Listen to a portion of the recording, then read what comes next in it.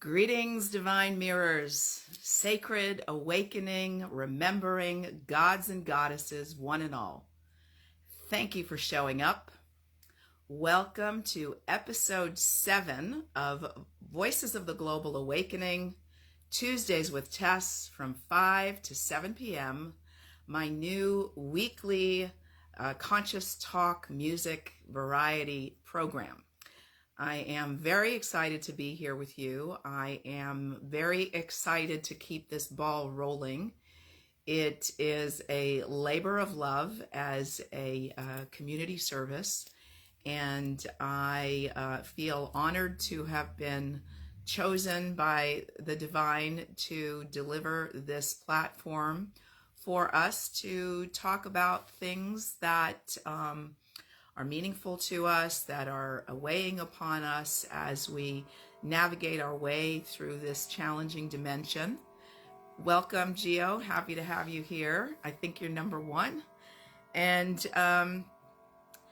so I see this field as a game that we have agreed to play, and maybe we had instructions before we came here, but we certainly have seemed to have lost them once we arrive. I had a friend who used to say that we are all God with self-induced amnesia, and our game here is to wake up, is to remember the truth of our divinity. And for some of us it takes a little while longer than others, and our evolutionary journey to get to that place is challenging, fraught with a lot of intensity and drama. It is really quite brilliant in how intricate all these storylines are.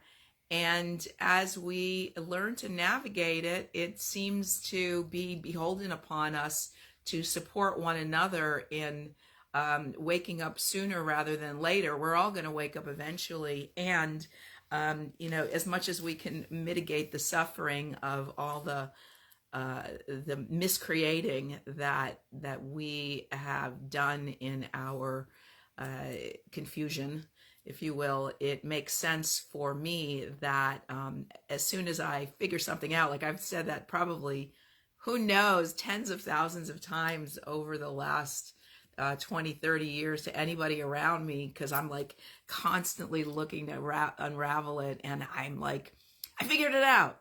I figured it out. And then no sooner do I figure it out, is there something else to figure out, and I've forgotten what I have figured out. And so it's, it's an elusive thing. And, just like any other practice, the more we do it, the more we invest in ourselves, the stronger the muscle that we build. And the ultimate goal is that we stay woke, awakened in a sustainable way. So Gio says hello from Mexico. Bracha is here. Hey there, how are you? Lishana Tova. That is happy Rosh Hashanah, happy New Year to all my Jewish members of the tribe. These are auspicious days, the 10 days of Teshuvah, which means forgiveness, between Rosh Hashanah and Yom Kippur, the Day of Atonement.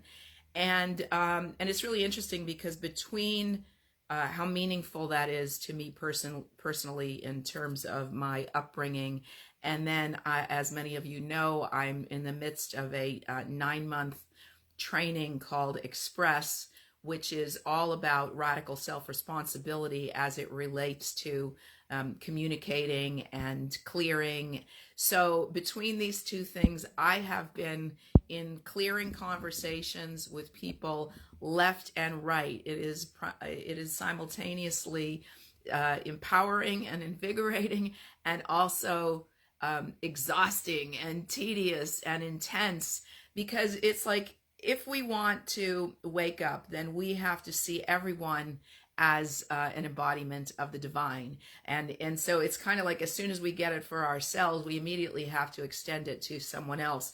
And so every single one of us is a character in the divine play, all the sinners, all the saints, all the angels, all the devils. And as we are caught up in our roles and we take ourselves and this whole thing so seriously, we forget that we are all the beloved in disguise. The beloved arises in endless disguises. And so we are constantly polarizing and judging and pushing away. And basically all we're pushing away is another ourself. There's a beautiful term. I think it's Tibetan. I could be wrong. It is enlakesh. You are another myself, similar to Namaste. The divine in me sees, recognizes, and bows to the divine in you. But enlakesh, you are another myself, is actually a very beautiful way to acknowledge another self. Welcome, Nadine. Happy to see you here.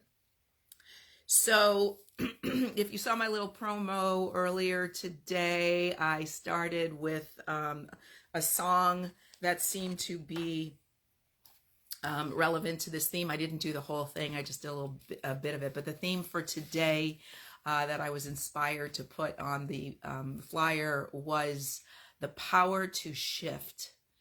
And so it seems to me that, like, really this is what this whole game is about. We are incarnated into a story, into a set of circumstances. And in many cases, those circumstances are pretty dramatic and shocking and painful and overwhelming and depressing and terrifying. I mean, all kinds of things. Again, as I said earlier, it's like the intricacy with which each and every one of these storylines was crafted is mind-boggling. And so it's like we don't know, and then the people who are playing our influencers, our elders, our parents, our siblings, our teachers, the other children in school, and their influencers, their parents, their grandparents, all that kind of stuff.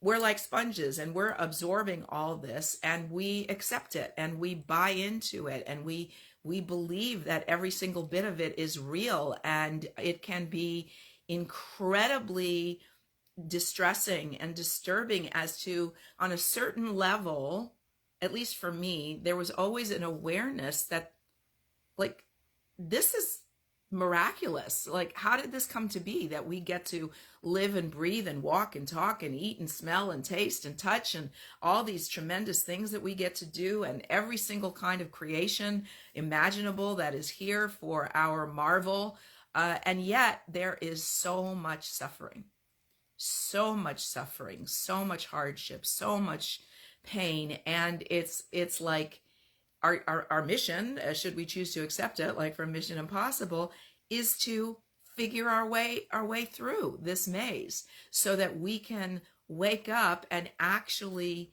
enjoy being here, enjoy the miracle of being incarnated. So again, the theme is the power to shift, and I want to start with this song I wrote called Big Big World, and it goes like this. Pick a better thought. Pick a better thought. Pick a better thought. Pick a better thought.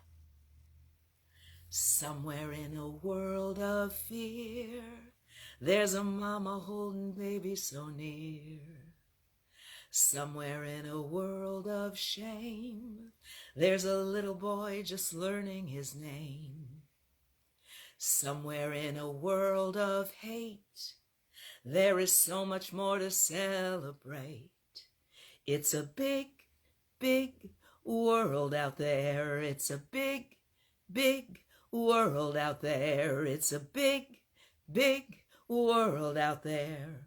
What is your attention on? Somewhere in a world of greed, there's a farmer who is planting a seed. Somewhere in a world of sin, there's an innocence that's living within. Somewhere in a world of loss, there's a wave of faith that's sweeping across. It's a big, big world out there. It's a big, big world out there. Yes, it's a big, big world out there. What is your attention on? What is your attention on? People are hungry, people are lonely, people are homeless too. Well-meaning folk who can't sleep at night lie tormented by what to do. 'Cause if you live with the news and you're stuck with the blues, sure that all that you view is true. Use the things that you see to give thanks that you're free, and remember your gratitude.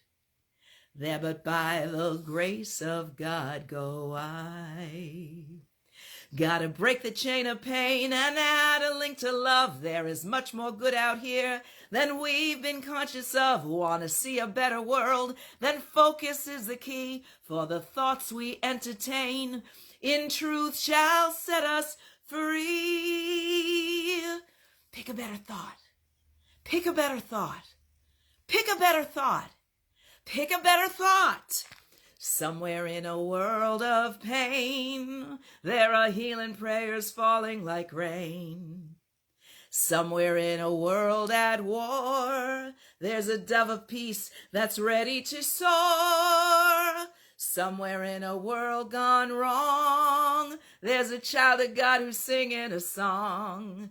It's a big, big world out there. It's a big, big world out there. Yes, it's a big, big world out there. What is your attention on?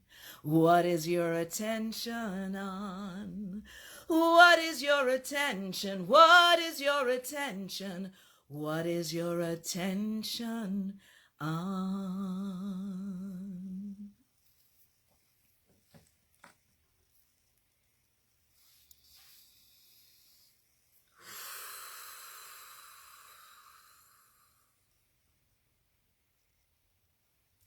So that's the whole thing. Divine mirrors, sacred soul family.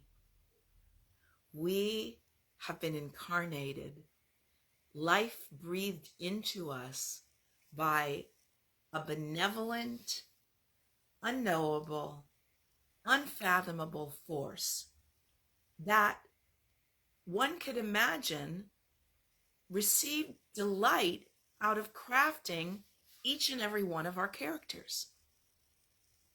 For the sake of the play, as Shakespeare would say, the play's the thing.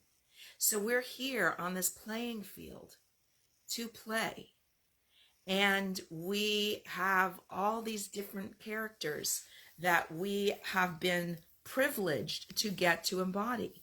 And if we don't wake up through the course of our incarnation, ultimately we merge back with pure positive energy. We merge back with a field of pure potential from which we can be crafted into another character to return again and again and again and again.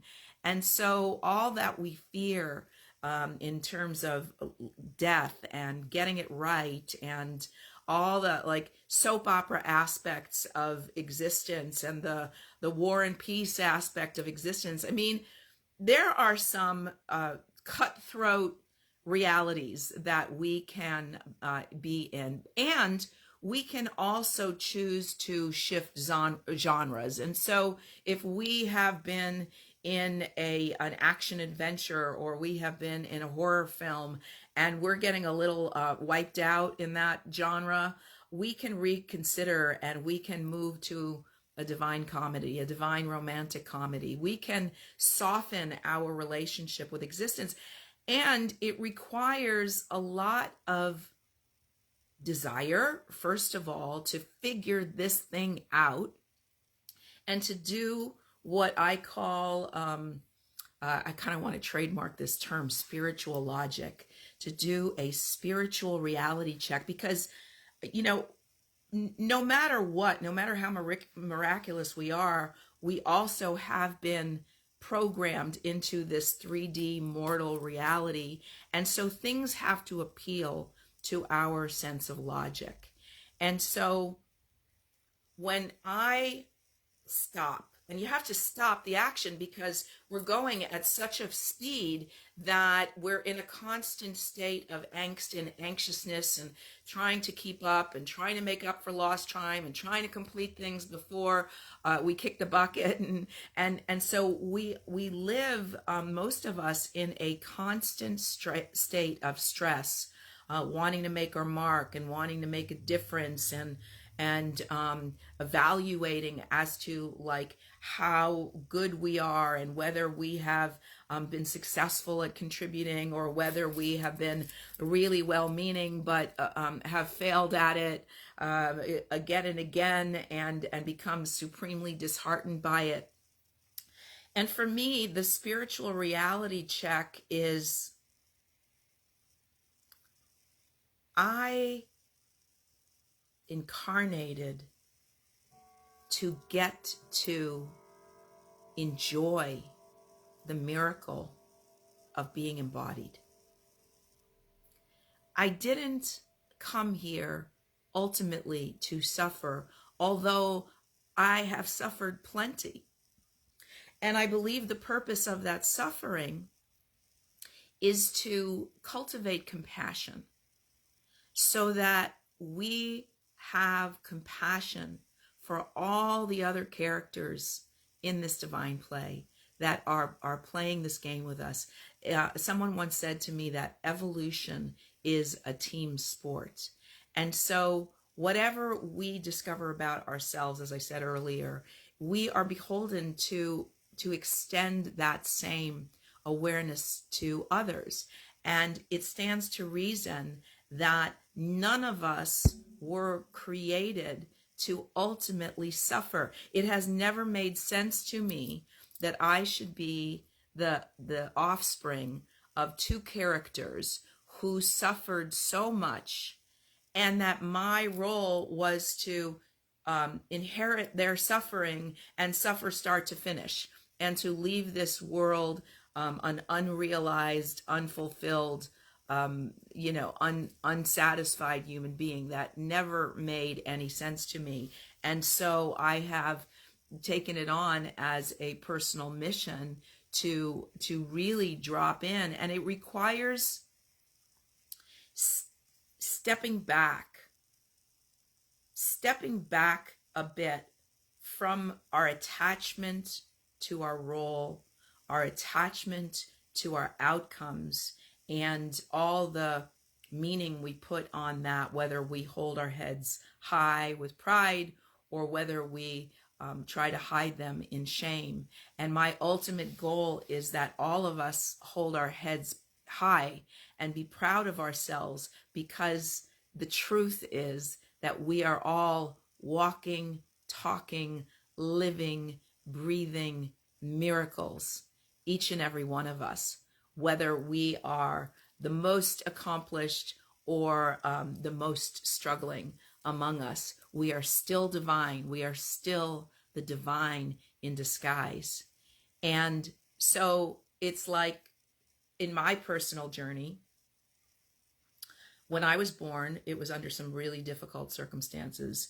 As I said, both my parents were Holocaust survivors, so they were already dealing with a lot of grief, a lot of depression, a lot of PTSD, a lot of trauma, and they were trying to pick up the pieces of a shattered life and hold their heads up high and create a family that was decent and respectful and respectable and grateful to be in the United States, and all this.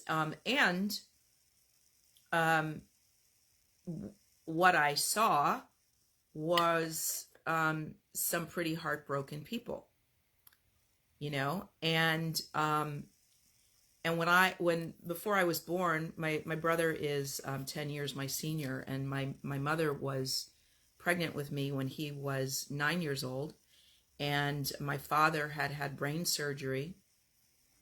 So all my mother's friends and even her doctor were advising her to abort because she was the breadwinner, and it was not up time taking care of a 9-year-old and a invalid husband. I think that when my dad first had the brain surgery, it took him months before his sight returned to him, and no one knew if he would ever have it again. So it was pretty intense. And my mother was concerned about how she was going to manage all of it. And the story that I was told from being a very little girl was, don't worry. The nurse in the hospital said to my mother, you're going to have a daughter who's going to make up to you for everything you've been through in your life. No pressure. So it took me a long time to realize that just the sheer fact of my existence was the making up for. And in my little girl mind, I took it on as tremendous pressure. Like, I have to do something so big and so great on this planet to justify the slaughter of 6 million Jews, 12 million people, my entire family. And I spent most of my life trying to figure out what that was. And the benevolent source has given me has given me what I would call global vision, and has given me some phenomenal projects to bring to the world. A global healing concert from the site of the former death camp at Auschwitz, where both my parents were enslaved and most of my family exterminated. And the Universal Temple was higher consciousness, is now expanding consciousness. Rename the Planet, Planet Peace, a project to teach people the power of the word through instilling this, like planting this simple thought form, Planet Peace. And even if people think it's naive and silly, that they automatically become an ambassador of it, because they start to think about the way that we walk upon this earth that is our home, and treat her as dirt, and that we can treat her in a much more sacred way. Actually, if you look at the description for this live, you'll see a number of different Facebook groups that you can join that are related to some of these projects. But the point is that I felt like I needed to be a superstar, and I needed to win all kinds of awards, and I needed to influence major leaders and all this kind of stuff, which is, very noble and incredible to have that kind of vision. And my path, like my thought was, if God is downloading me with this level of vision, then why is it not parting the Red Sea for me and giving me a path filled with grace and ease? Well, that has not been my experience. My path has been filled with craters and potholes and all kinds of detours and heartbreaks and disappointments and challenges and all this kind of stuff. And I think I'm finally starting to get that the reason for that is that all these roles that we play here are for the sake of entertainment. Our source is being entertained by masquerading as all of us in these different forms with these different skills. And it's all magnificent and beautiful and just being. Like, if we were to hit a critical mass, which is I think where we're all heading, we were to hit a critical mass in which we're past the tipping point, more than 50% of the planet, the population realizes that we are walking, talking, living, breathing miracles, then our need to prove ourselves would be, it probably wouldn't even be a thing anymore. Everything that we would do for the sheer joy and inspiration of creating, not because our lives depend upon it or other people's lives depend upon it, or because we have to make up for something, which is a lot of is a lot of pressure to put on oneself. And I recognize that this is common insofar as if someone is born into a family with some sort of a disease, then they become inspired to find a cure for the disease. And that is how the contrast works in this play. And I'm not done yet, and I have clearly needed to ripen in order to have a level of maturity and groundedness to be able to hold that level of power and influence that I saw half of my age ago, and almost all of my age ago from the time that that idea was instilled into me. So my point is that with this new level of awareness, I have relaxed significantly, and it's been more about letting go and letting God. And like, if there is this benevolent source, which I assert that there is, then that source, I mean, you know, like I like to quote Jesus. I'm a nice Jewish girl, and I resonate with a lot of the teachings of Jesus that I believe were distorted, but who he was just as a conscious being, and he said it is God's great pleasure to give you the kingdom. And I believe that that's true. We have been animated into this dimension that is so magical and so full of wonder and delight, and we are so programmed with, like, we're our own taskmaster, and we're beating ourselves constantly on a daily basis to do more and to do more and to do more. And many of us don't actually get to enjoy this dimension until we retire. And I have seen countless stories of people who were waiting for their retirement who never quite made it there. And so there's something off in our programming that has kept us from basking in the gift of getting to be here, no matter what our circumstances are, no matter what our story is. And if we can wrap our minds around what a gift and what a privilege it is to get to be here, no matter what the circumstances of our story are, then we can become, like I've talked about this in previous segments, we can become like healthy actors cast in a play or cast in a movie or cast in a TV series, who are immersing themselves into these imaginary circumstances, and they're going through the motions and the emotions of their character extremely believably, yet there's a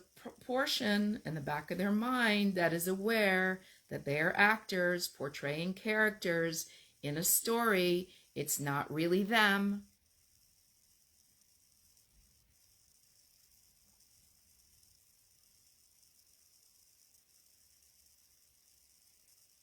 So when I suggest to you that we have the power to shift, it's work.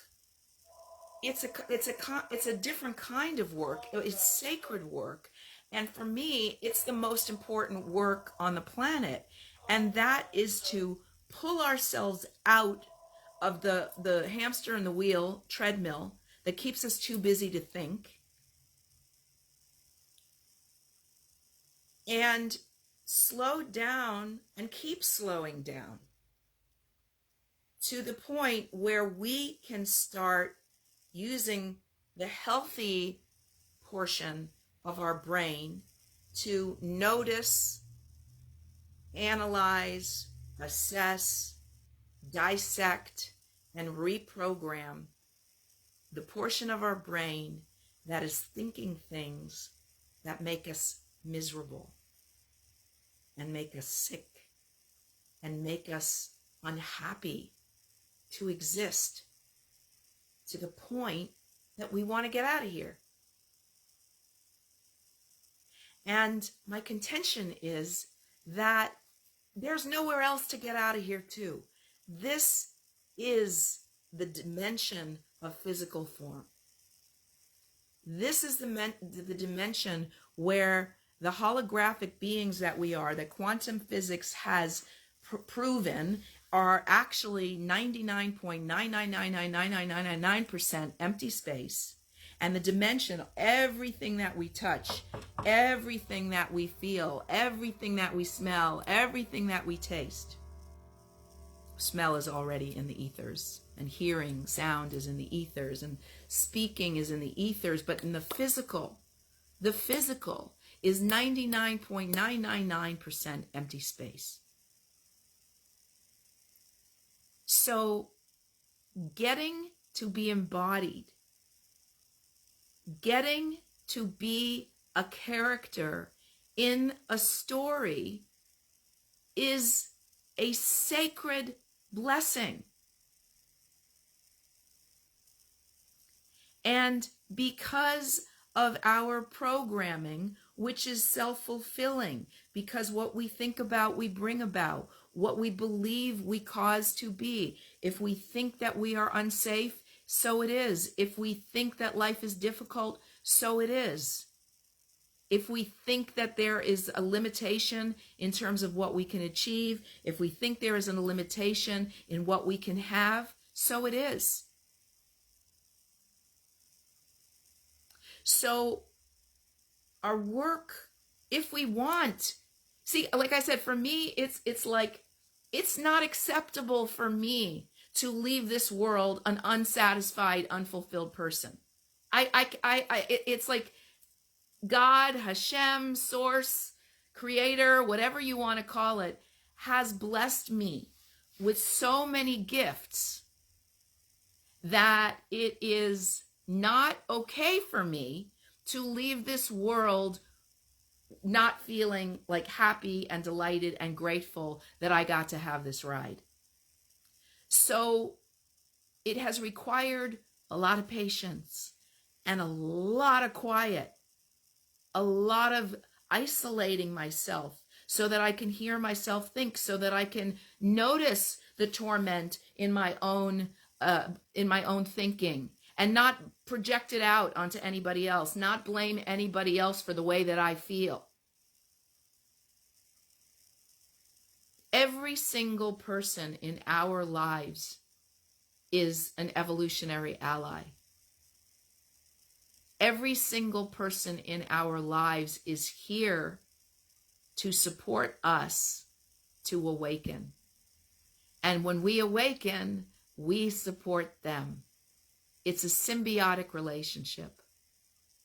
Take a deep breath.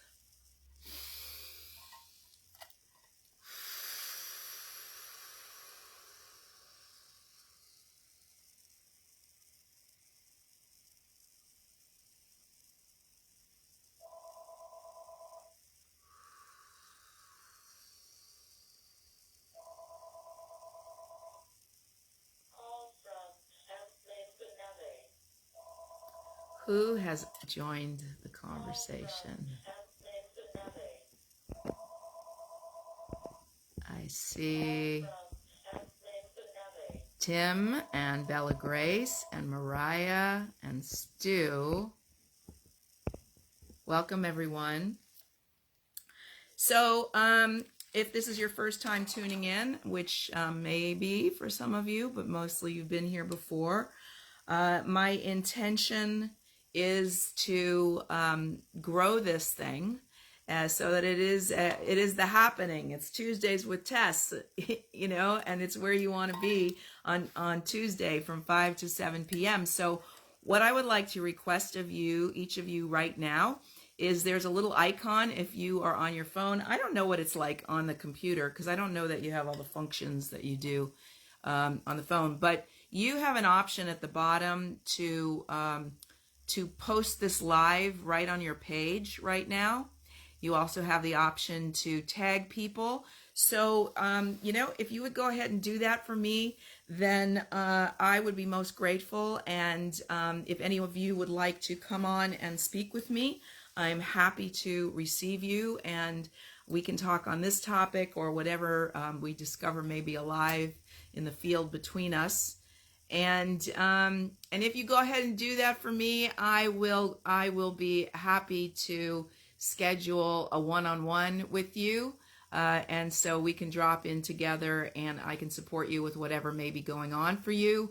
One of the things I am discovering right now, I'm working with a lot of different coaches right now, and because I am so committed to clearing whatever has been in my way in terms of hurt and blocks and who am I to kind of thinking, in order to be the vessel that I feel that I came here to be. And so one of my coaches, if he's still on here, Gio, is working with me to identify a particular niche that my consciousness is serving and what I am inspired to. And what I realize is that I'm something of a spiritual or existential crisis counselor. It's like the level of trauma that I have been exposed to in my lifetime and have to a large degree transmuted and transcended to a point that I am growing better, not bitter. That is my commitment. I feel like I'm in a unique position of empathy and compassion and fearlessness related to holding space for a lot of dark energies. And so if you are challenged by something and feel like you could use some support, I absolutely encourage you to private message me, and we'll schedule a little one-on-one time and see how I may support you. And in the meantime, if you will please go and bring other people to this, that would be just amazing. I'm learning from a lot of people, like the marketing strategies of how to build this and gifts and all this like kind of stuff that I'm still a little sort of embarrassed about, but we'll figure it out as we go. And so yeah, if anybody wants to come on, you can just click to inform me. I'm not going to just pull anybody up here because I don't want to make anyone uncomfortable. And in the meantime, I'm going to give you another song. So let's see what's also on this theme. Okay. The New Life Lullaby.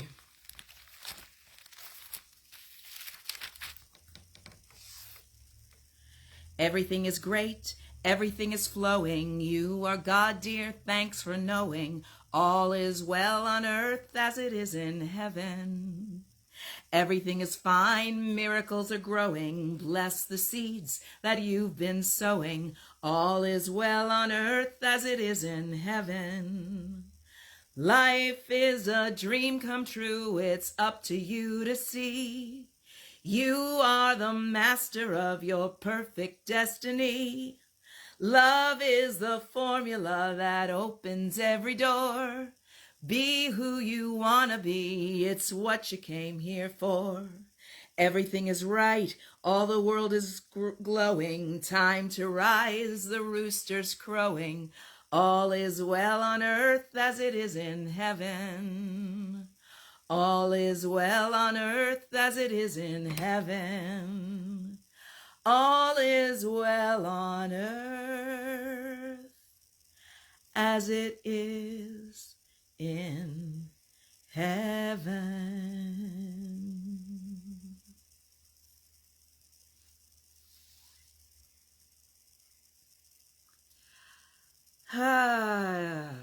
Yes. Gia wants to join me. Yay. Here we go. Accept. Add. Here we go. Do do do do do do do. Do do do do do. Do do do do do do do do do do do do. Do do do do do do. There he is! Here I am. Live from Yes, Mexico. it's Carmen so de la Playa Playa. del Carmen Playa Carmen. del Carmen. Sí. Hola, welcome. Hola.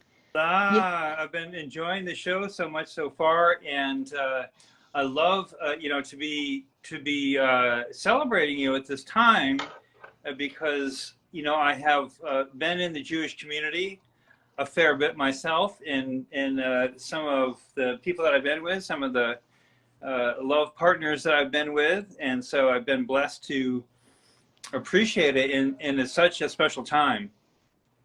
it really is. It really is. So so I Thank you. want to just give some voice to if you feel called to bring more of that energy into the broadcast, because it really is a special time. And I remember one time where I really got to really be with the community, and it's a long time ago, and I'm not going to get any of the words right, but just the spirit of the forgiveness, and also kind of going inside, right? Going inside Mm-hmm. and Mm-hmm. seeing what you've cultivated. I remember that being a very big part of it. It's kind of like a harvest celebration in a certain way. It's kind of like seeing what has been cultivated within ourselves. That's right. That's right. That's right. So, Thank like I you. said, I'll give some encouragement to hear more about that. And man, some of the things you said, I got a little list of notes here. En la Kesh. I love that. Isn't that beautiful? It's beautiful. You are another myself, which is a very close thing to a friend of mine who, my friend Joseph Rodriguez, who actually I got to spend a little time with down here. He's from Toronto, and he has quite an influence on YouTube, kind of on these topics. And one of the things that he talks about a lot, which is very close to what you've been talking about, but I want to give a little voice to it. And the way he expresses it is very simple, and it's close, and a little nuance and different and everything. But he says, no one to change but self. Mm-hmm. Mm-hmm. Mm-hmm. And that's a very profound thing when you really take it in. And you've been, sharing a lot of your spiritual beliefs and ways of relating to the world. And so you were kind of, dancing with that one a little bit.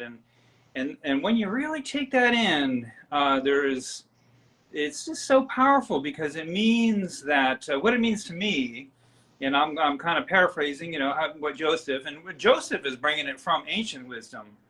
He's Mm-hmm. he, he Mm-hmm. he's like a master of ancient wisdom, and it means that the whole world is emanating from our imagination, Yes. yeah, but from our as an individual. So what do you say sometimes? You say, I am another you, or you are me, and You are another myself. Yeah. yes, you are. Uh-huh. That's En Lakesh. You are Mm-hmm. another myself. And Mm-hmm. so, from this layer of no one to change but self, means that it's all in our imagination. And Yeah, because we are the common denominator in all of our experiences, and it's at first it is devastating, and then it is completely empowering to take radical responsibility for the quality of our experience. So it's like if I'm in conflict all over the place, I'm in conflict. I am in conflict. That's what's going on. And so that's why I say it's so important to get alone, to get to the root of my belief system that is causing me to be in a fight with life. that is causing me to be in a fight with the world. And it just keeps showing up in different forms, and there it is again, and there it is again, and there it is again, and why am I having all these miserable experiences? Because I'm miserable. You know. Something inside, right? Something Yeah. inside. Yes, right, right. And Yep. so it's like you change. I have a friend who used to say, you change and the world changes around you. And it's so much more, it's kind of like, Abraham Hicks, right? I think we've talked Yes. about Abraham Yes. before. Yes. Like one of the analogies that they use is that, everything is an outpicturing of us. So it's kind of like we're in the movie theater, and the screen, the movie is blurry, and instead of going up to where the projector is and adjusting the lens, we try to fix it on the screen. Right. Right. But that's not where it's coming from. That no, it's all coming from here. So we have to adjust our own lens. It's like the if our experience is distorted, it's because the lens we're looking through is distorted. Yes. And the lens we're looking through is distorted because we have some sort of negative core belief in our subconscious that's lodged in there, that is coloring how we are perceiving what's coming towards us. Yes. Yes. I say yes, Tess. Yes. I Say have yes, my Tess. own little layer to it, and I was sharing this with Joseph down here while we were having dinner one night, and this comes a little bit, from my way of relating to psychology and the use of the imagination, and I've been blessed with an incredible friggin' imagination. I was like, I was like flying with Snoopy and the Red Baron when I was a little kid, and I was really doing it. Wow. Yeah, yeah. And so the way that I kind of work with it, or one of the little ways, is that our life is really is like a film strip, and in our imagination, it's like a film strip. Hmm. And so we can go backwards on the film strip, and we can kind of retint it, and that's what I do. Mm. I go back and retint it, and part of the reason why I do that is because I believe that most everything, and it could be even a universal thing, I don't even know, but I'm just going to say it, is I believe that everything has good intention. The craziest things, and even things that have turned to be horrible things, somebody their thinking was off or whatever, and so it's like we can go back on that movie strip of our life and go back to that place, and even like you talk about, like with your parents, and all that experience. Well, obviously there was an incredible amount of positive intention, maybe from in the Yeah. a baby ward even, right? There's all this positive expectation, and so you can go back and kind of paint it however you want to in your imagination. Yeah. Well, I mean, when you It's said everything is good intention, it reminded me of the thing that everything is either an expression of love or a call for love. yes, yes, yep, yep, yep. When people do things that seem awful, it's a call for They're love. hurting. Yeah, They're they're hurting. hurting. Yep, Yeah. yep, they're hurting. Hmm. Hmm. And so the forgiveness is a big part of it. I believe you're an expert at that. I don't know the details of it, but I believe. I'm so tired. I'm so tired. Well, that's But you. I do believe you're an expert at it, and what may, even though you could be tired of doing it or whatever, but it also you probably have a level of skill and ability to help other people to do that. Well, it's funny because my name is actually Teresa, and I was named after my grandmother. The Polish pronunciation was Teresa. Her Hebrew name was Tirza, and when my parents had me, and my mother said, if when people were telling her to have an abortion, she was like, especially in those years, like that was unheard of, right? Yeah. And she was like, if I lost everybody in the war, if God is blessing me with a child, there's no way I'm not going to have this child. And my brother was named after both grandfathers that had been killed in the war, and I was named after both grandmothers. Wow. And so, yeah, and so having the name Teresa as a little girl, and everything I did was compared to my grandmother. Like I was desecrating her name if I was just like a bratty little kid for 5 minutes. And then of course I became aware of Mother Teresa. And so it was like a big heavy name to be carrying as a little kid. In more recent years, I've had fun with it. It's like, because I'm always, my mind, I have kind of a marketing mind because I'm such a word alchemist. I love playing with words so much. Yes. And so for a while I was going, Mother Teresa, she's back, she's sexy, and she's Jewish. Right? That Yeah, is because of that forgiveness piece, that is so yeah, crazy. in fact, kind of a crazy, amazing, sort of mystical witchy story is that, so I had a physical incarnation of this universal temple of higher consciousness, and there was a woman that came to live with us for a while who had been a lab technician in a hospital.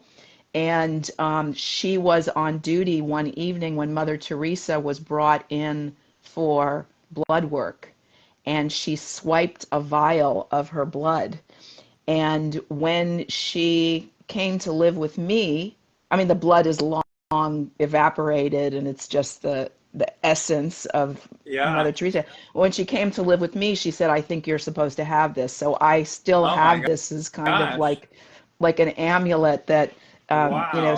sometimes I've had people open their hand, and I put it in their hand, and I close their hand around it, and I'm like, "What do you feel?" And consistently people have said like, "Whoa," like the Wow. energy coming off of that is so intense. Like this person has touched a lot of lives, and they didn't know who it was. So that's been pretty amazing. Wow. That is amazing.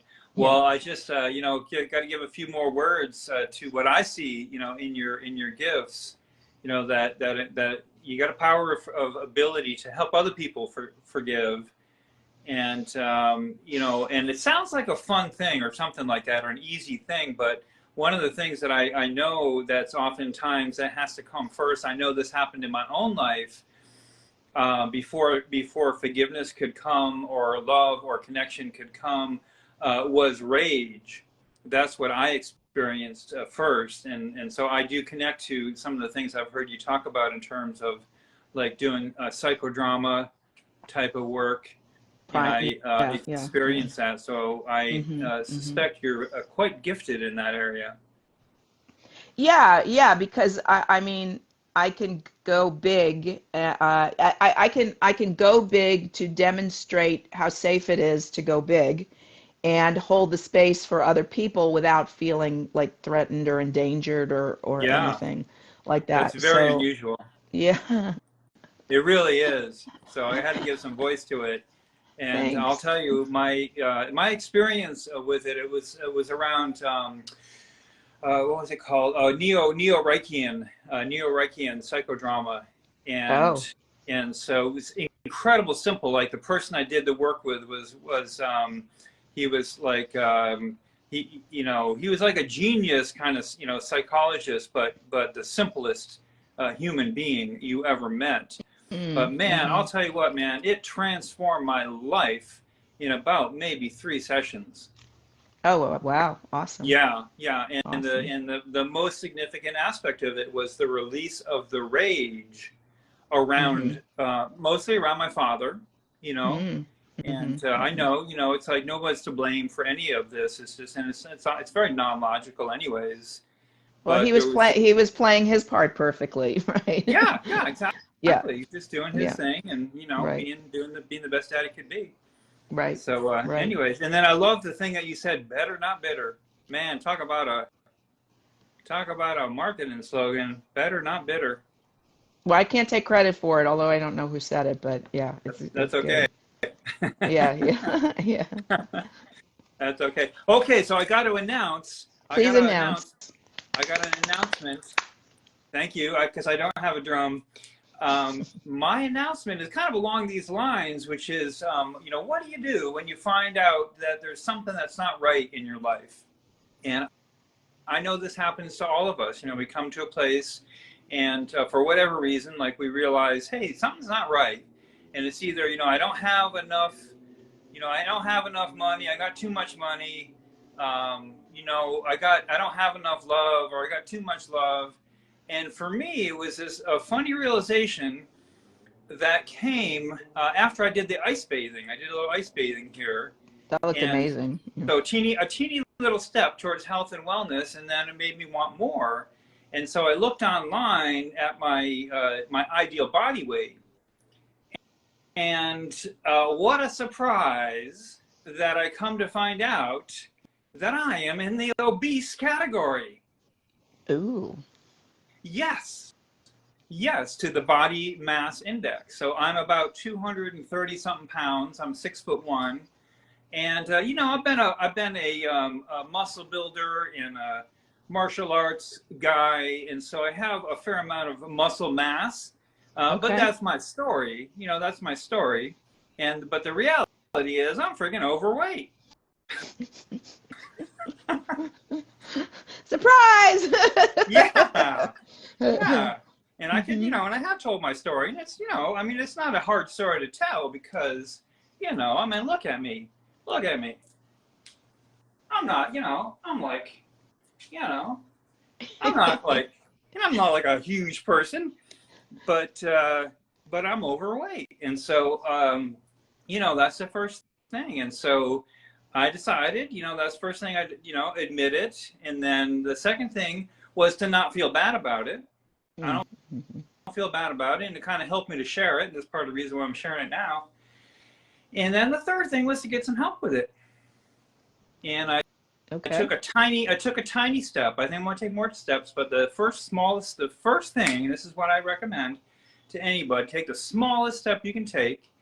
And the smallest step that I could take was an app came to me, a workout app, and I'd seen it before, and it was kind of Hmm. like for dads, And I think that's what I got. I got like a dad body, and I don't really want to have a dad body. I don't Are want to you be a like that dad, by person. the way? What's that? Are you a dad? Are you I a am. I dad? have I a didn't. 23-year-old daughter. Yeah. Okay. Yeah. Okay, cool. So anyways, I got the app and did my first workout today. How was it? It felt good. It was very tiny. Congratulations. Yeah, it was very tiny because the way that the app is designed, it's designed around tiny steps, which is really Okay. what I recommend to anybody who wants to make a change. Hmm. Do the smallest first thing. I got the app. I missed my first day because Monday I wasn't feeling great, and today I'm going up and I did it. And it was really such a simple workout that I was like, it's not really a workout because, like I said, in the past, in the not too distant past, I've done some, pretty heavy duty workouts with weights and things. That's kind of how I bulked up. I got a lot of muscle mass, but this was like a real, I'll call it like a girly workout. It's like just like moving your body a little bit. Uh, but it felt real good. That's great. That's It felt great. real I'm good. proud of Yeah. you. That's Thank awesome. you. Thank you. Yeah. I hope it inspires other people because there's a commonality to it, And the first thing is just to admit that there's something you want to change, and then and to your credit, well, I could say to love yourself. I say love yourself, but you could also humor yourself, and you do that so well. I can just imagine that you are amazing working with clients because humor you humor yourself. You don't beat yourself up. Right. And And it's an interesting thing because when you first start, and I've been doing it this a lot of years already, this like reprogramming myself and ferreting out the negative things from my psyche. Um, at first, it's painful. At first, it's like, oh my God, I've been walking around the world like this. you know, and oh my God, what's wrong with me? And I feel so bad and all this Yeah. kind of stuff. But at this point, it's like I got my system down. It's like, oh, negative thought, this is in my way. Bam, let's get rid of it. And I'm like, I'm right away with this thesaurus. I'm looking for the opposite thing. And like, cause I'll go to the I am Me. statement. Like I am whatever, miserable, you know. So it's like, okay, well, miserable is not a good way to be walking around the world, you know. No. It's not attracting anything positive. So it's like I can't jump from I am miserable to I am ecstatic. It's not true. So my, you know, the that's why I call spiritual logic. It's like, but I can go to blessed. I Boom. can I can go to I am blessed. I can go to I am grateful I exist. Even if I have like neuroses and idiosyncrasies that are you know, sabotaging me, it's like, okay, I could be gentle with myself. All right, well, this is the way my character was created, and it's like my character gets to evolve, and you know what I mean? So it's kind of like it softens the intensity of those, like, oh my God, what a screwed up person I am, you Yeah. know, which makes you want to hang your head in shame. It's like, no, this is the way my character was written. But because we're all on a hero's journey, we all get to evolve. We all get to wake up. We all get to transcend that story of who we were if we want to, if we choose it. You know, the thing is that nobody can do it for us. We can help each other, we can point, but ultimately we each have to, we're on our own, like a friend of mine says, we're each on our own mat, like in Yeah. yoga. We're on our Yeah. own mat. Yeah. Yeah. Well, you know, given credit to the psychodrama and breathwork person that I worked with, Bruce Brown was his name. You know, a lifetime ago when I was like 22 years old, and you know, the rage that I had was out of control, and it was scaring people around me, and not a good thing. I didn't harm anybody else, luckily, but some people do, you know. Um, and you know, to your point, like, what are they doing? They're just like trying to express, you know, Right. they're trying to get to love. So I Right. really imagine you really helping people in a very specific way, Thank and you. you Thank know, you. getting Thank getting you. the yeah, getting the rage out of the way, or getting the forgiveness out of the way. I mean, I mean, that changed my entire life, Tess. You know, and I did it in like 2 or 3 sessions, Hmm. Hmm. and man, was I fortunate you know, to find that person. That's awesome. Would you like to share a little about what you do and post a link in the comments so people can Yeah, connect with sure. you? Yeah. So what I do is I help people in the transformational space in health and wellness, natural health, wellness, and transformation to essentially to find their genius, the center point of what's most valuable of what they do, and then turn that into a stream of income.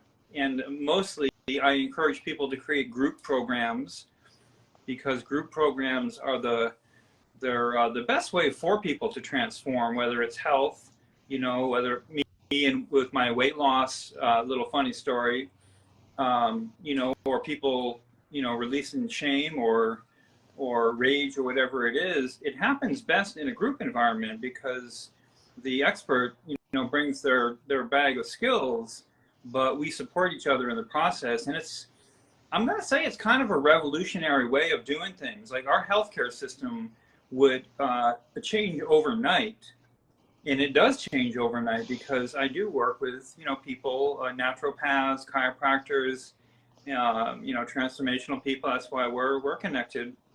But creating a group program, that's kind of my expertise. I'm an instructional designer, so I help people to take their skill and really put it into a container that is easy to understand and implement and to create that kind of group environment. And then I Hmm. do all the marketing and help people to create the content for it. So yeah, that's what I do. And if anybody, you know, hears this and wants to reach out to me on direct message, that's kind of the best way to get a hold of me. Okay. Yeah, just make sure you like at least, you know, put your name into the comments so people Okay. can click on it and, you know, Okay. something so they can. easily find you. You, when you said something about more about encouraging me to bring in more about the holiday right now, Yes. these 10 days of Teshuvah. The word teshuva means forgiveness, and I love that the first three letters are TES. Kind of Okay. resonates with me. um, and immediately when you said it, I thought about a song that I learned in Hebrew school when I was a little girl, right? About forgiveness, and it goes like this. Let's be friends, make amends. Now's the time to say I'm sorry. Let's be friends, make amends. Please say you'll forgive me. On the 10 days of Teshuvah, time to make up, time to pray. Take my hand and I'll take yours. Let's be friends for always. Let's be friends, make amends. Now's the time to say I'm sorry. Let's be friends, make amends. Please say you'll forgive me.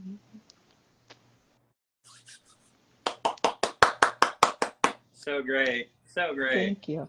Oh, Thank you. man. Oh, Thank you. man. Thank you. All right. Well, I'm going to jump off and let anybody else who wants to come on. I Okay. just see you doing big things, Tess, and yeah, and You know do what? You it. know what? You know what? I had to get the thinking it was me out of the way, Yeah, and and and let myself just be a vessel. And I'm I'm an ambassador for the divine, and so it sort of it takes away the self-consciousness, it takes away the who am I to, it takes away the like worrying about what other people think of me, because it's like you know I'm not here for me. I'm here to help bring all of us back to this sacred awareness of like how blessed we all are. We're so some of us so caught in feeling unlucky and feeling cursed and feeling undeserving and all this kind of stuff, and it's just so painful to see people who are beautiful and gifted and magical, and they can't even see it. They can't even see it because they're so caught up in their own guilt and their own shame. And I've been there. So I want to like just like go forth like unself-consciously, unapologetically, unafraid. Like I don't need to be perfect. I don't need to be scripted. I don't, I can it's awesome. It's so liberating to realize that we're divine and to allow the divine to move through us. It's magical. yeah. So, The way that I do it myself, I'll show you my version of that. Is at one point I did a very similar shift, and what the shift was to see the whole thing as a game, and I like to play games, hmm and hmm I'm unabashedly that I like to win games that I play. You know, I'm not I'm not like a spoil sport. Who wants that? But I do like to win, and but I play it as a game. And games are fun. So this is how I relate to the world of business building and wealth building. I'm going to speak it out, for the entire audience, what I do believe to be true, which is that there is an abundance of resources, whatever you can imagine. Back to the movie script, you can paint on your movie timeline whatever you want there, because I didn't share that you could also go forward in the movie timeline, and you could paint your forward vision, what the movie is coming up, and you hmm could even like give people a little spoiler alerts, like, you know what's coming up? There's some cool stuff coming up. Yeah, yeah, And I feel yeah, like that's a little yeah. bit like what you're doing right now in a certain way. You know, it's like you got some spoiler alerts because this show is very watchable. It's very enjoyable, Thank and you. it Thank deserves you. a large audience. So I hope you'll be ready for that. Thank you so much. And I started with that. It was before you came on, I think. I was talking about like really getting that this is a game.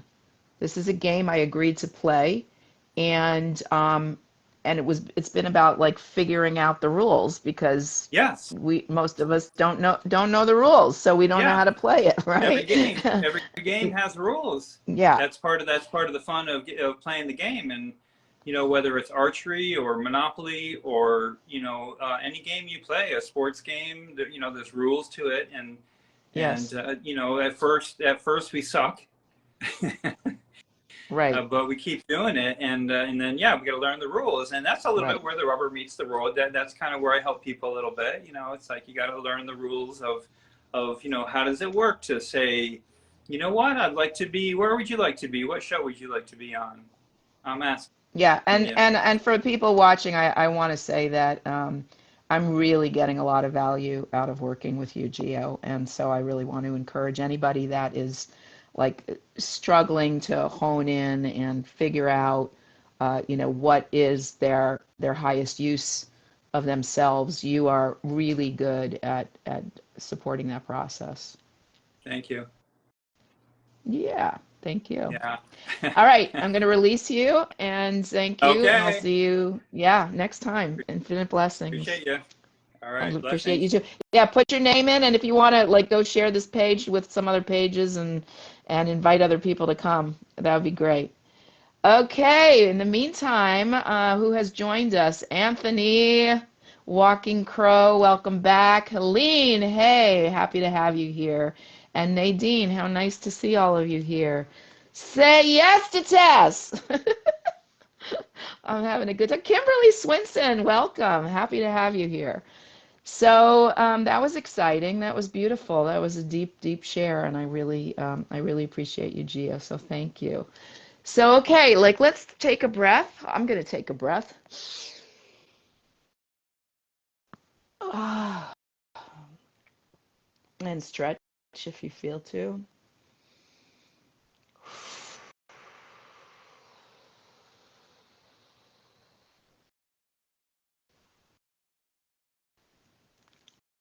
How about we just sit in presence for a little bit?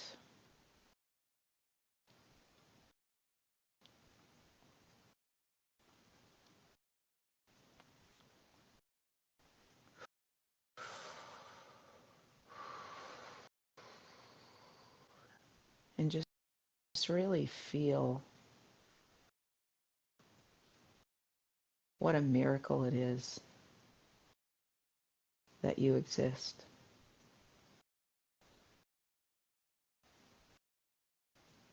This sacred gift that you most likely take for granted most of the time, or perhaps even berate or curse.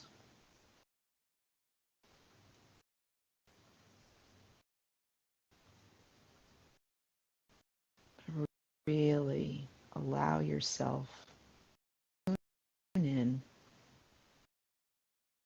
and marvel with awe and wonder at the holy mystery of your own unique, animated beingness.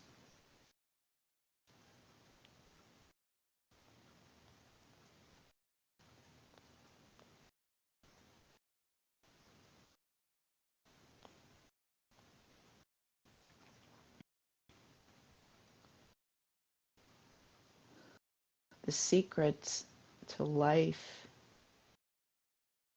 is to learn how to relax into it. to surrender to it, to trust it, to stop trying to force things into existence,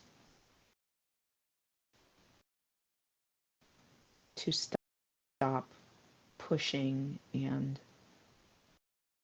imposing an agenda, pressuring yourself and others with some sense of urgency about what has to be.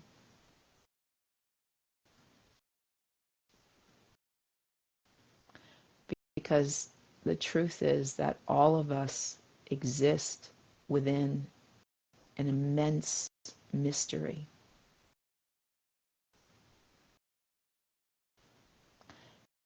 And the more we understand, the more we realize that we will never fully know how this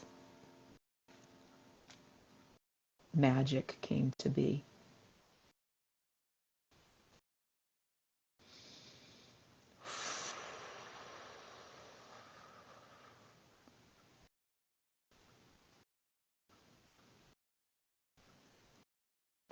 When we truly get this, there is so much less we need to do. There is only that which we get to do as a blessing and a privilege, as an instrument, as the heart, the hands, the voice of our source.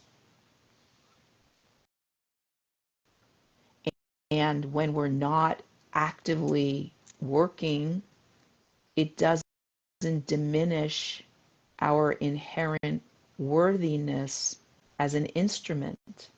An analogy would be that if you have a beautiful flute and it's sitting on a shelf, it is no less noble than a flute that's being played. So receive this as permission to rest, permission to relax, permission to bask in the miracle of your own beingness and the beingness of all that is.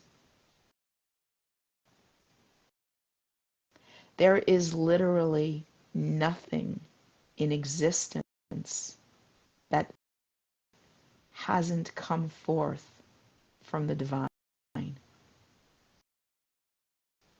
Every single thing in existence is sacred. If you can get out of the programmed mind that is judging it and slow the whole thing down.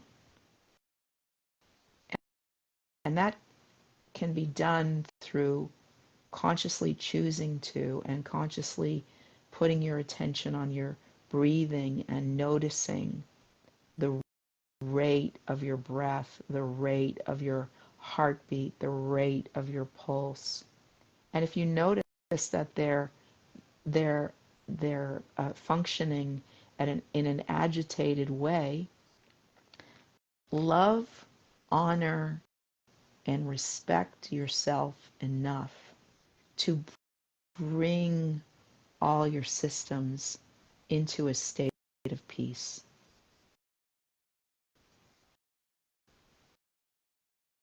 Gandhi was quite correct that the greatest contribution that we can each make is to be the peace that we want to see in the world. And when you make up your mind to embody peace, you change the world.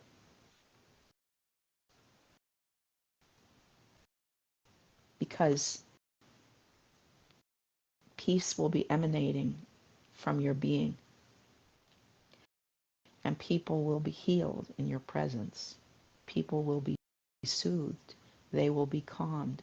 All the fear, anxiety, worry that they have running, when they come into contact with a peaceful being, it is healing.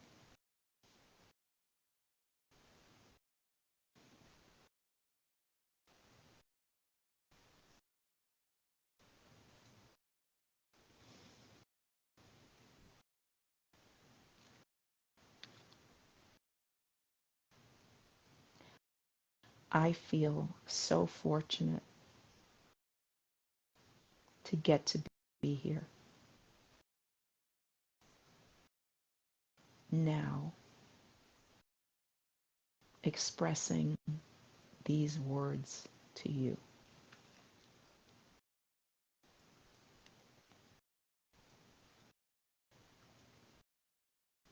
I'm at a point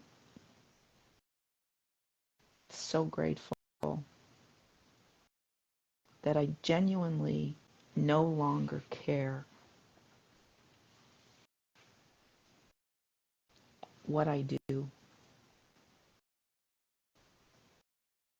or don't do or accomplish or don't accomplish. What matters is that I'm here. I'm so grateful that I get to be here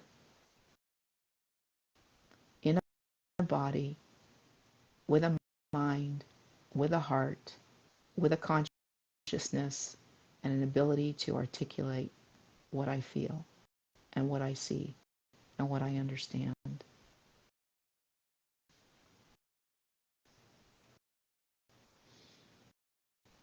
And if I can support you in finding that within yourself, that's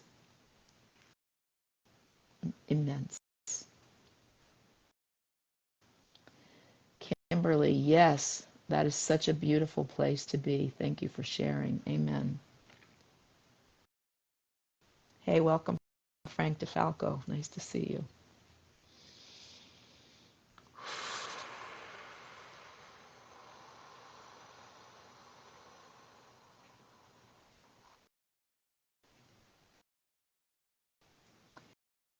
You are the heart. You are the hands. You are the voice of spirit on earth. And who you are and all you do is a blessing to the world. We are the heart. We are the hands.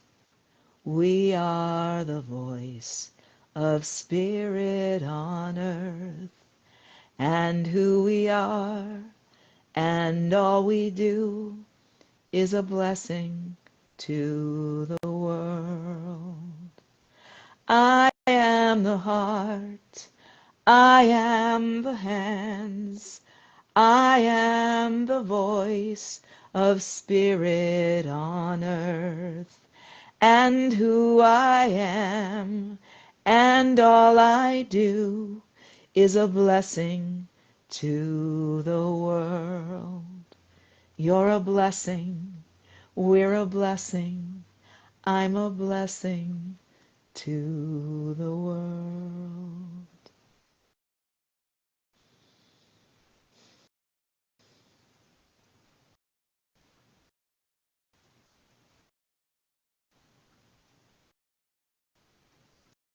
If we can really get that each and every one of us, none greater, none lesser, are a divine blessing from our Creator.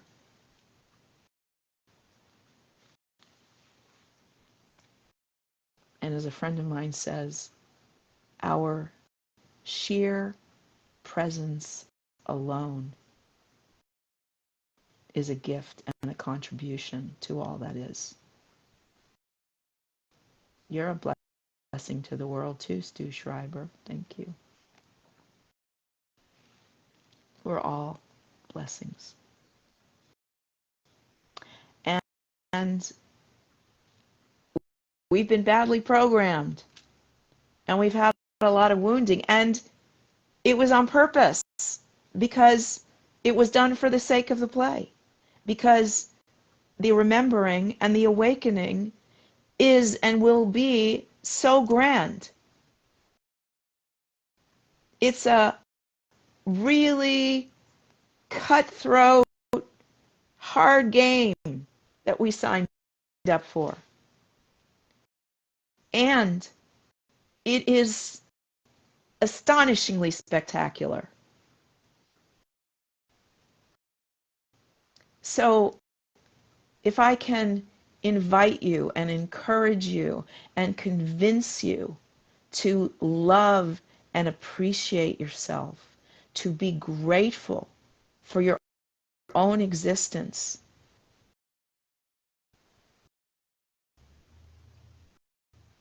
and not be inadvertently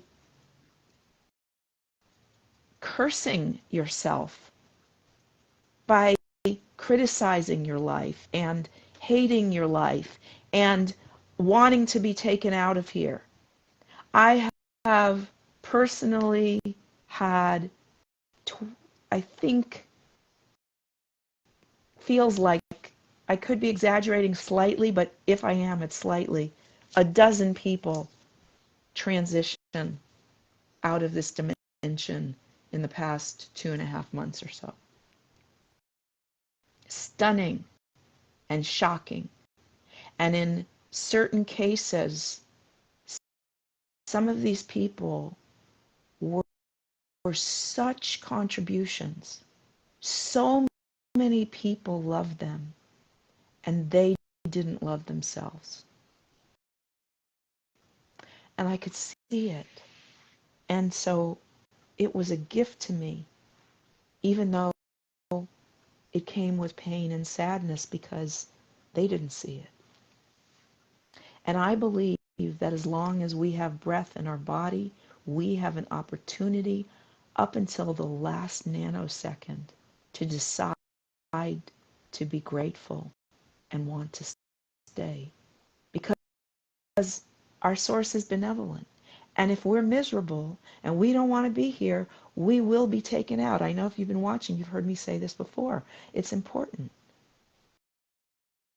This is a self-fulfilling field. What we think about, we bring about.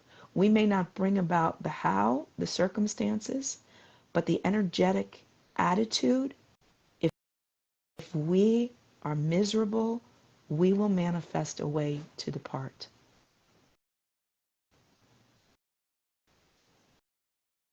And I don't know what happens when we leave this physical incarnation. And for me, getting to be in a body, getting to be able to use my senses to touch and taste and smell. You know, some of you may know, I know you completely agree, Kimberly, you are another myself. Ah, yes, you are such a blessing. We are all blessings. We be we are one. Yes, we are. Would you like to come on here and chat with me, my goddess friend, sister, or anyone? Would anyone like to come on? We have about a half an hour left, and I can just keep talking. I'm getting better at it. I'm getting better at not worrying about whether you come on here or not, and whether I'm going to be able to find content for 120 minutes.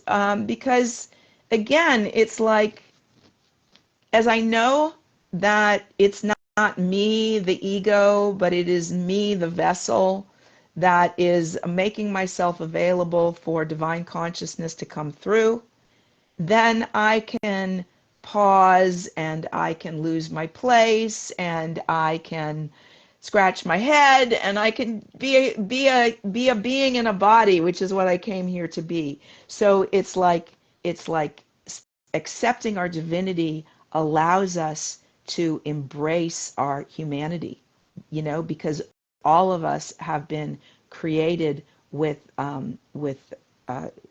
gifts and with idiosyncrasies and with neuroses and with frailties, and can be confused or clumsy or whatever we might be. And if we can just like accept all of it instead of being ashamed of any of it, or instead of trying to hide any of it, then we can just marvel and celebrate at the uniqueness of each and every vessel that has been created to dance upon this earth.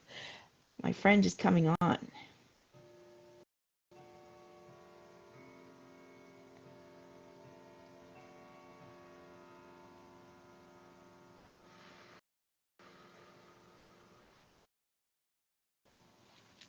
Ah! Yay! It's Delighted to bring so to the cool. world stage the one, the only beautiful Ah, goddess of the love temple, Kimberly Swinson. it's always an honor to speak with you, to be in your presence. Always enjoy hearing whatever comes through you. I feel like I'm always like, yes, yes, she's spot on. She's spot on. I'm just like, oh. Yeah. And Yay! I'm Well, so congratulations on your second edition of your book.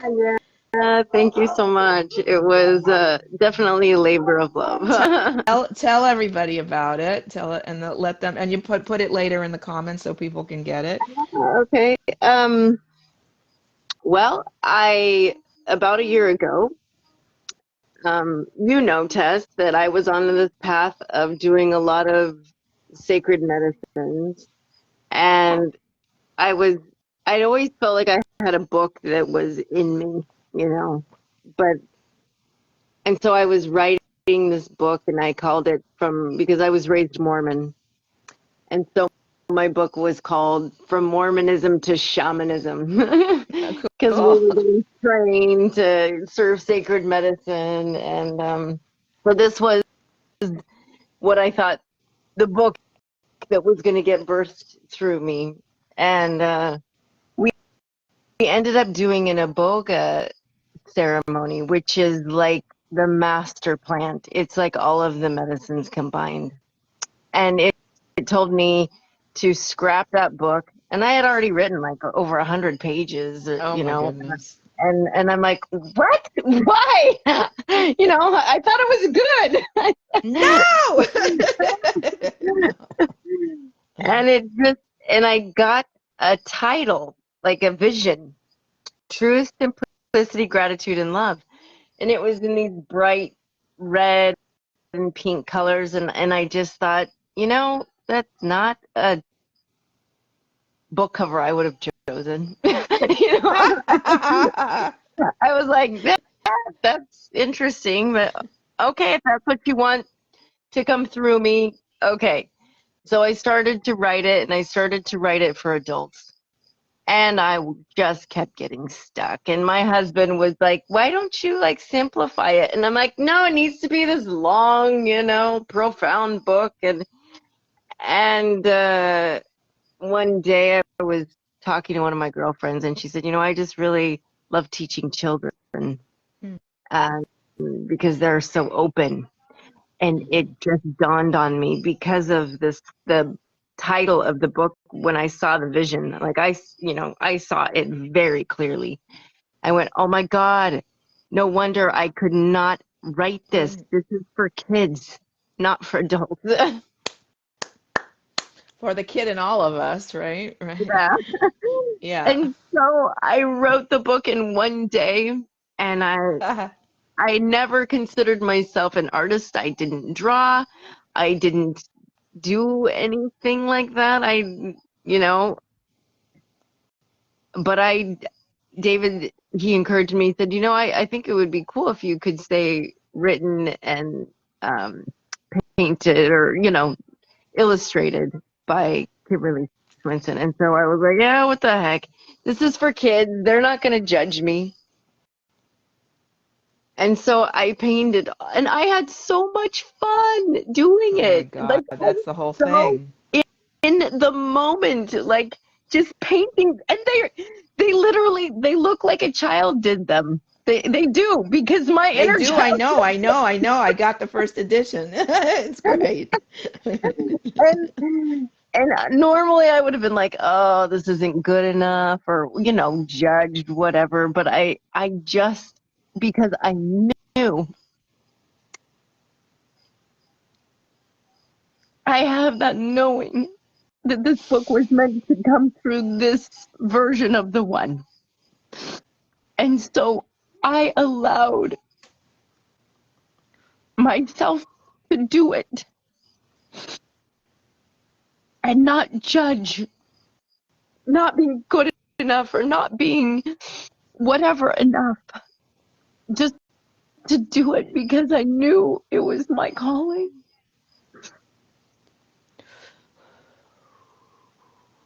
And the first one, the first book was even harder for me to get out because I couldn't even format it to type the words I had. So I just did my own handwriting and just got I it love out. that you did that. I love that you did that. And then I wanted to be able to create a hardcover, and so I redid all the paintings, and I had one of my friends.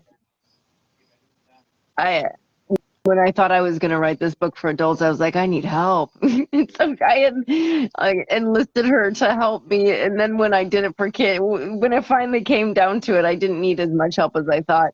But she did. I had her look over the book, and a lot of the things I'd written were statements, like,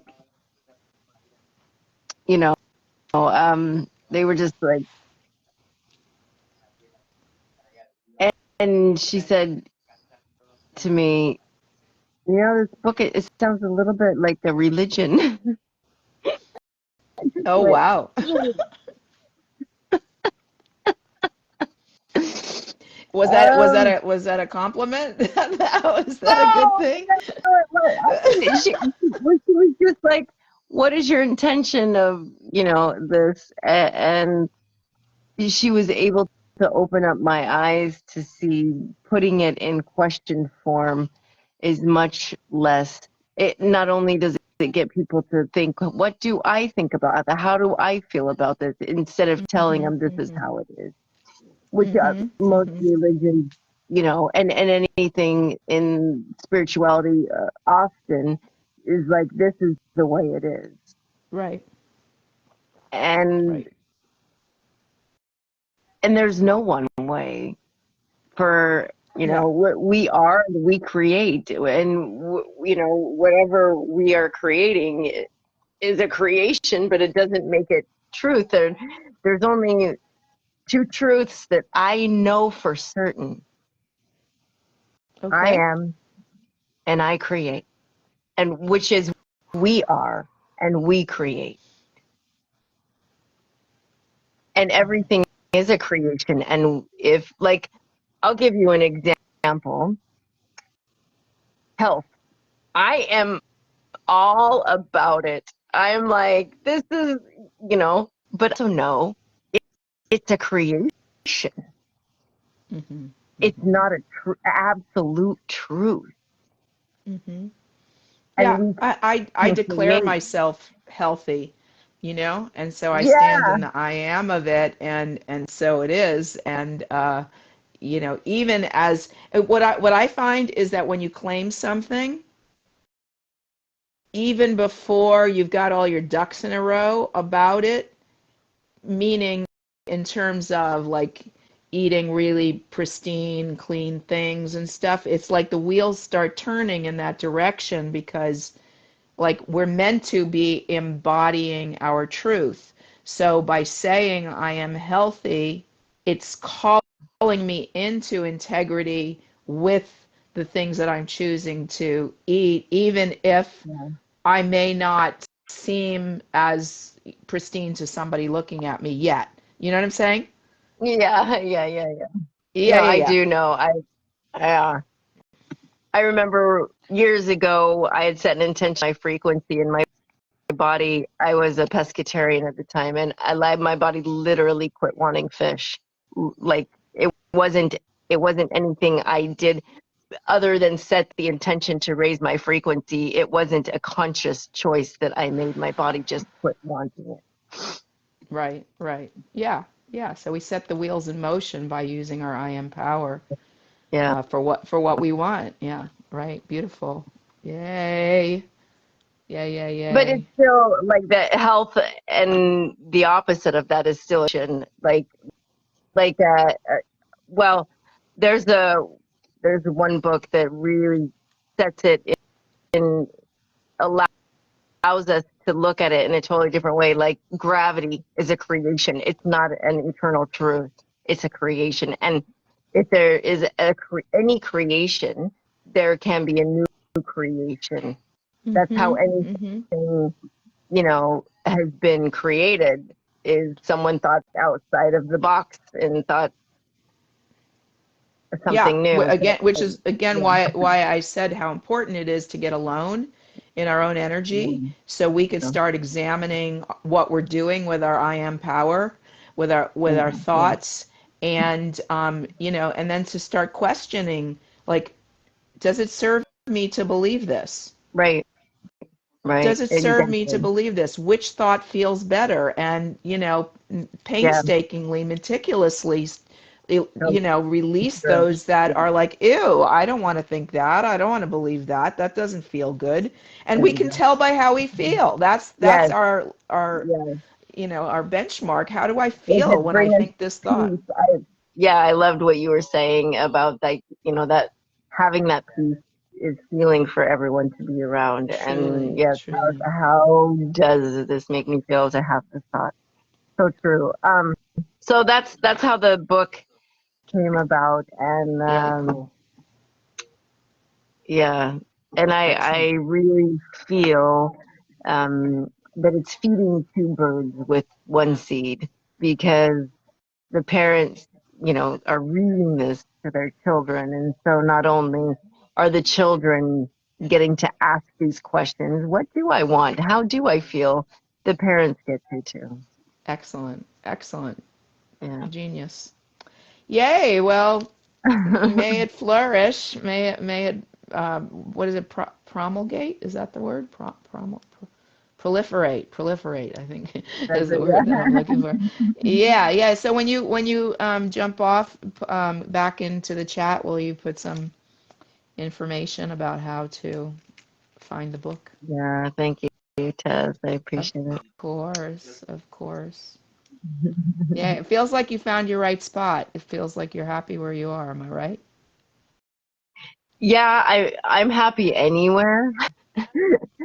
And we're living in community, which is not that big right now. There's four of us.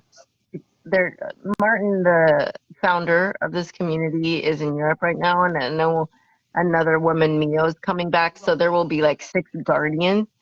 So the guardians are the ones who, like, take care of the property and upkeep I see. things. And um, it is definitely amazing because there's no have to. I don't have to get up at a certain time. I don't have to do anything. I choose to, you know, That's but I different. get to do what I want. And today, every morning, usually David and I, we go to the area and we start our day moving our bodies. And then whatever we feel like doing, he loves to dig in the dirt and create, things. And I like to paint and make things beautiful and clean the spaces and stuff. So And where are um, you? Where are you? we're in Palenque, Mexico. It's Palenque. yeah, it's right. We're literally like right next to some old Mayan ruins. So Hmm. you we Awesome. have to go through this street that people usually have to pay to get to the ruins, and then we turn to the right and go down some. We call it the Martin's Wild Toad Ride, because I mean, we're in this truck and we're like dun, dun, dun, and passing cows. It's really amazing energy out here because you don't hear any cars, you don't hear anything but just nature all the time. Awesome. Yay. Which is really amazing. But there's, it seems like there's always, I don't know. I mean, I guess I should not say this, but there's a lot of ants here, and some of them do sting and bite your feet. And, Yeah. if I, to be quite honest, like I envision, this is Martin, this is his dream, right? Like we're here to help and support his dream right now. But I know that, David and I have a dream of building our own community with our own guidelines. We would love I get that. a community where everyone is on the same page as far as how they really want to honor their body temple, and I get it. and eating the same way that that we choose to. Which there's no right or wrong; it's all experience. But that's what I envision for a community, like sharing in the same type of. This is what we love to eat, and we love live food. Yeah. Yes. Thank you, sister. Yeah. I love you. I love you so much. I love that you're doing this and sharing, and just seeing how much you have grown in the last just really even year. Really, I mean, you've always been so awesome and amazing, but I really noticed a huge shift. And Thank you. I've been working my butt off. Hear that and tell you that Thank you. you are just shining so bright and such a beacon of light. So much gratitude for your existence. Likewise. Thank you. I love you. Okay, don't forget to put your stuff in the thread. Okay. All Bye. right. Bye.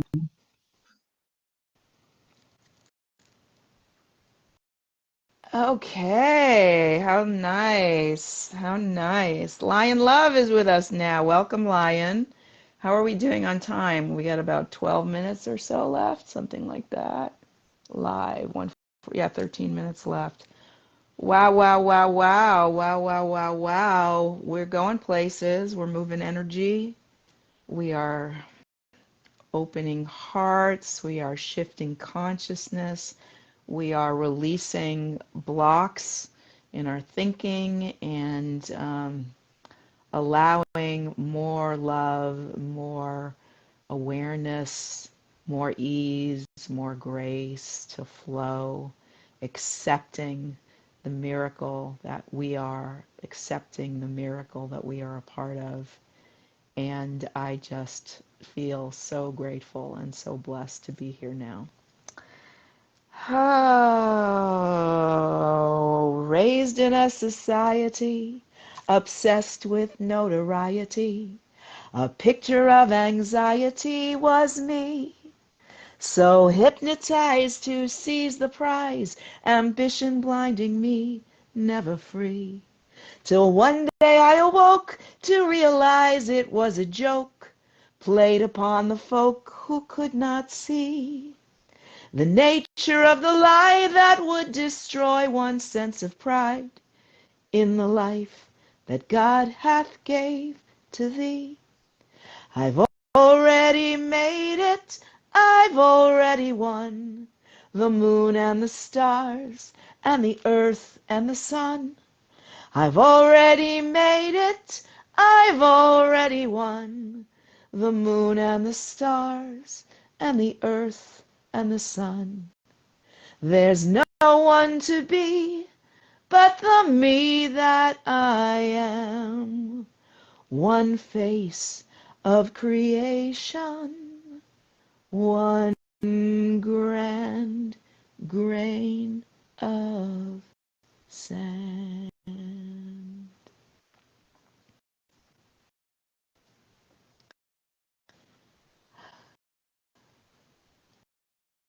We are all a part of something so much bigger and grander than us in our unique forms. And the converse is true, that all that is contained within each and every one of us.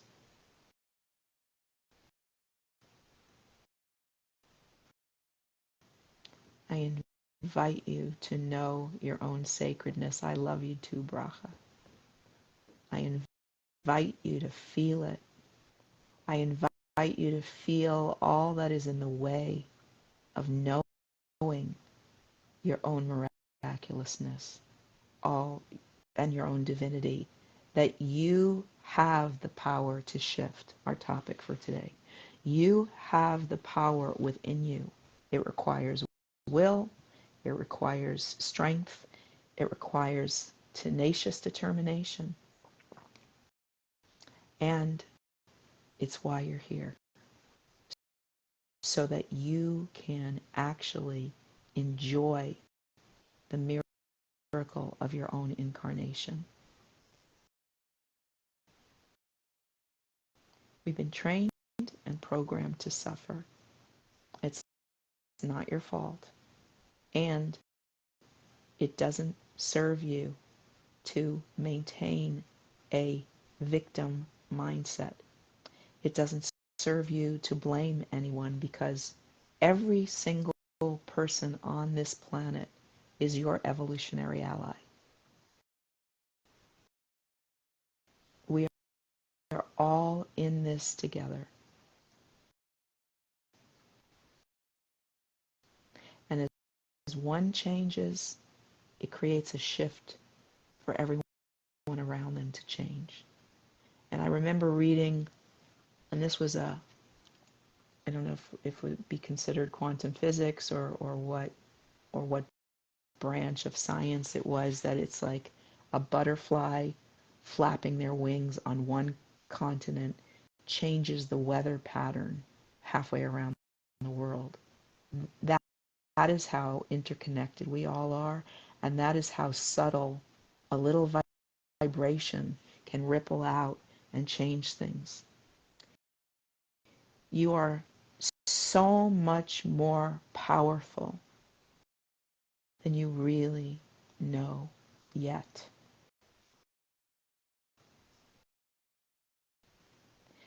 And you and I will only ever be in an ongoing state of becoming. If you allow yourself to break free of the prison of limiting thoughts that hold you hostage, your potential is limitless. And you can reject and transcend societal beliefs that have been posed upon you related to aging, related to decline, related to inevitable death. If a thought that is given to you doesn't resonate with you, you have the God-given right to reject it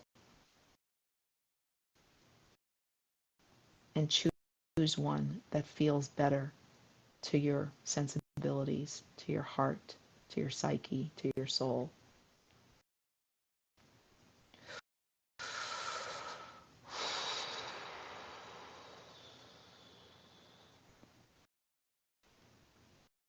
And you can have so much more fun with this. You can be so much more playful and so much more relaxed and so much more trusting. There is a benevolent intelligence, an overarching intelligence that is embedded into every aspect of existence. That intelligence makes the sun rise and set, and makes the seasons change, and makes the tide come in and out, and gives birth. That intelligence has your back, and whatever you think you are here to do, if it is more painful and frustrating than it is rewarding, may not actually be what you're here to do. And so it behooves you to step back and assess and notice your countenance, notice your demeanor.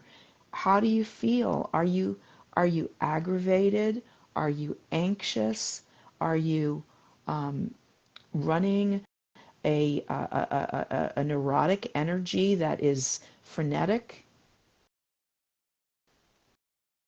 That is, if that's what you need to be in order to be so-called successful, I invite you to reconsider what success actually is. Because to me, the trappings, the outpicturing of success without inner peace, there is no success there. And that's why you hear so many stories of so many people that have achieved all this stuff in the world, and their lives still feel empty and hollow. They're disillusioned because they thought if they secured that carrot that was dangled in front of them, then they would be happy. And then they get there, and lo and behold, the essential dissatisfaction is still there. So turning your attention to that essential dissatisfaction with compassion and curiosity, not beating yourself up or judging yourself, but like, why do I feel inherently unhappy? Why do I have an ongoing sense of despair? What is that? And gently, lovingly make you understanding yourself, releasing yourself from the prison of mental thoughts that are holding you hostage and causing pain to your body and mind. This is the greatest gift that you can give to yourself and to the planet, because as the Native Americans say, and a lot of indigenous traditions say, one awakened person heals 7 generations back and 7 generations forward. And I dare say, because we are multidimensionally, that it heals in all directions. So that is why, lately in our vernacular, it's all about self-love. It's all about self-love, and it's like, and it can sound self-absorbed and it can sound narcissistic, but ultimately, when you learn to love yourself and realize what a miracle and a blessing you are, it is easy for you to transfer that compassionate appreciation to everybody else. The thing about putting the oxygen mask on yourself first. Geo, limitless, lion, success is ease in my body. Amen. Geo, success is finding mastery in what I am called to do on every level. Amen. And that includes feeling good in your body. I can't see, it's so dark. 1 minute left. Okay. Well, we are just about to sign off. Hey, Jonathan, 1 minute to done.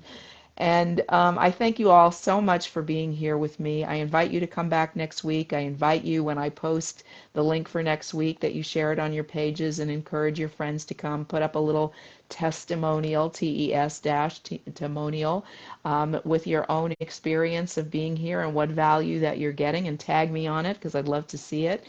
And if you need one-on-one support related to your own spiritual or existential challenges, I am happy to chat with you. So please reach out. We'll have a complimentary call, and we'll see where we may go from there. And infinite blessings. This is such a great gift, and I thank you. And I'll see you soon. Namaste.